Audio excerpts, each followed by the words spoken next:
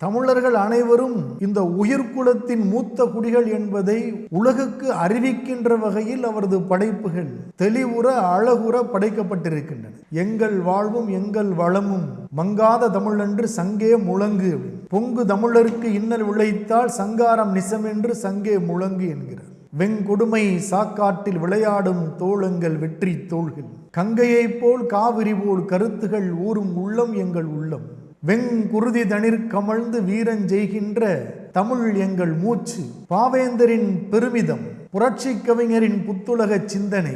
இந்த மண்ணில் வாழ்கின்ற தமிழர்கள் உலகெங்கும் பறந்து விரிந்து தங்களுடைய கருத்துக்களை உலக மாந்தரினத்திற்காக எடுத்துச் செல்வதற்கு அவர்கள் தாய்மொழியில் தங்கள் கல்வியை அடித்தளத்தை வலிமையோடு அமைத்துக் கொள்ள வேண்டும் என்ற பேரவா கொண்ட பெரும் படைப்பாளியாக பாவேந்தர் ஒளிவிட்டு நிற்பதை அவரது ஒவ்வொரு படைப்பிலும் பார்க்கிறோம்.